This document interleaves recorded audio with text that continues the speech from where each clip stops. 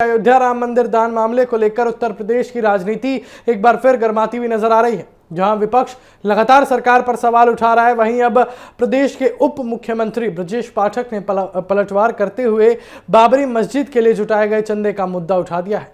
उन्होंने विपक्ष से पूछा कि आखिर उस चंदे का हिसाब कौन देगा, और उनके इस बयान के बाद सियासी बहस और तेज हो गई है। राम मंदिर में कथित अनियमितता मामले की जांच जारी है। एसआईटी की शुरुआती रिपोर्ट सामने आने के बाद पुलिस ने कई लोगों के खिलाफ एफआईआर दर्ज की है और जांच आगे बढ़ रही है। इसी बीच विपक्ष सरकार को घेरने में जुटा है।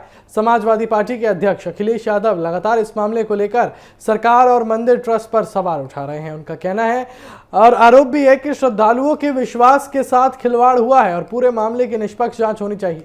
इन्हीं आरोपों के बीच उत्तर प्रदेश के उप मुख्यमंत्री ब्रजेश पाठक ने विपक्ष पर जोरदार हमला बोल दिया है। उन्होंने कहा कि जो लोग आज राम मंदिर के दान पर सवाल उठा रहे हैं, वो पहले ये बताएं कि बाबरी मस्जिद के निर्माण के लिए जो चंदा देश भर में जुटाया गया था, उसका क्या हुआ।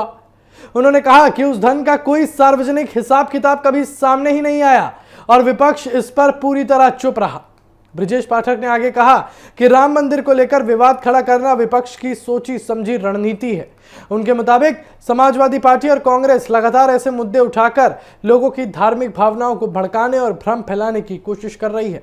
उन्होंने दावा किया कि उत्तर प्रदेश सरकार किसी भी तरह की गड़बड़ी को छिपाने के पक्ष में नहीं है और अगर जांच में कोई दोषी पाया जाता है तो उसके खिलाफ सख्त कार्रवाई की जाएगी।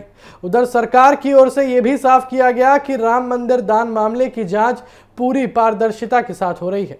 एसआईटी की रिपोर्ट मिलने के बाद पुलिस ने 8 लोगों के खिलाफ मामला दर्ज किया है और आरोप है कि दान और नकदी प्रबंधन में अनियमितताएं हुई, जिनकी जांच अब कानूनी प्रक्रिया के तहत आगे बढ़ रही है। और सरकार का कहना है कि किसी भी दोषी को बख्शा नहीं जाएगा और श्रद्धालुओं के विश्वास की रक्षा सर्वोच्च प्राथमिकता है। वहीं विपक्ष का कहना है कि केवल निचले स्तर के लोगों पर कार्रवाई कर बड़े जिम्मेदारों को बचाने की कोशिश की जा रही है।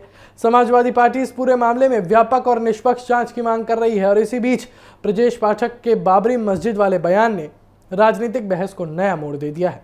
अब चर्चा केवल राम मंदिर दान विवाद तक सीमित नहीं रही, बल्कि बाबरी मस्जिद के लिए जुटाए गए चंदे का मुद्दा भी राजनीतिक विमर्श का हिस्सा बन गया है।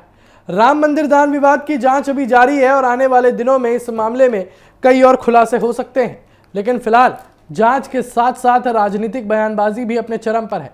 एक तरफ सरकार पारदर्शिता और कार्रवाई का दावा कर रही है तो दूसरी ओर विपक्ष जवाबदेही की मांग पर अड़ा हुआ है। ऐसे में अब सबकी नजर जांच की अंतिम रिपोर्ट और उसके बाद होने वाली कार्रवाई पर टिकी है।